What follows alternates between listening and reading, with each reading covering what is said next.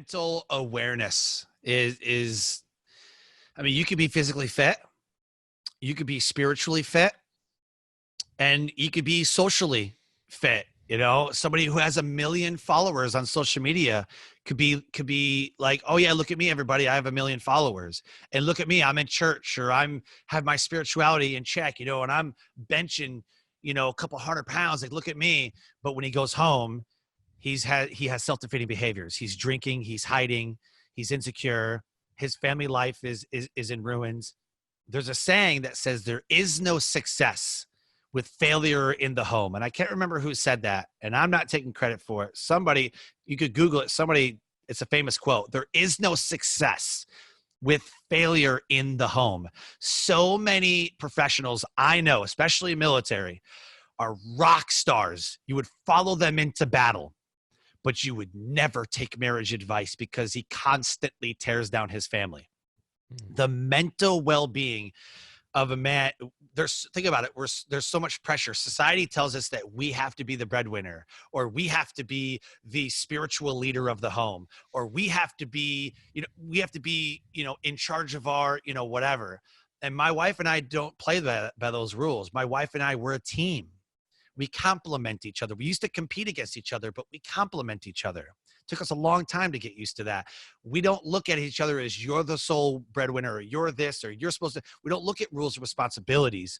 We just look at how would we want our children to raise their family in a way that promotes mental health, physical health, social health, and spiritual health, which is the absolute pillars of resilience. And the way that you do that in the mental health is having an awareness of how you are. If you know that you have a baby or a young child who's going to get on your nerves, for example, if I have a 2-year-old who's going to come over and jump in front of the screen and she's going to talk all over this podcast and scream or whatever, it's going to be like, oh man, now it's ruined. And I'm like, and you're going to get super mad. Having an awareness around what is happening in your household is going to prevent you from lashing out and having an uncharacteristic moment. Would you lash out at a child or at a spouse in this moment, in any other moment, or is it just this one moment? If it is only this one moment, then you need to take steps to prevent that from happening, whether it be with the children, you, or anybody else. Having a mental awareness of what triggers you. And we talk a lot about this right now, is triggering. What triggers you? There has to be safeguards in place, and having a mental awareness of how you react. Your thoughts, your feelings, and your beliefs drive all reactions to everything.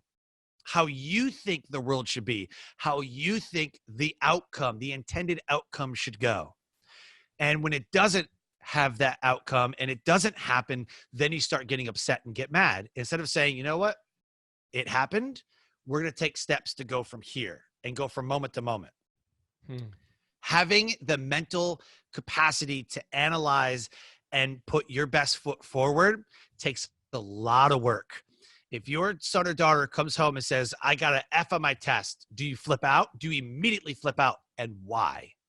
Why is that such a critical moment that you lashed out, she got grounded, or he got in trouble, or whatever? Every single moment that comes your way and you have an uncharacteristic reaction to it says a lot about your thoughts, feelings, and beliefs. My grandfather never yelled until one or two things would happen. We would talk bad about a woman, or we would swear in his house. If we were like all kinds of F's and this and that, and we were right, he would freak out because he's highly religious. And you do not talk that way in my grandfather's home. And if you talk bad about a woman, no matter what she did, women are highly regarded in my grandfather's house. And so he treated his wife and his daughters with they were on a pedestal. If you try to tear down a woman in his house, he will lash out at you. Having the mental awareness in his house, I would never do those things. I wouldn't do those things anyways, but I would especially not do those around my grandfather, right? But he knows that this is his line and you do not cross it. And so that was his basis. That was his thoughts, his feelings, his beliefs. And that's how he lived his life, and that's how he raised his family.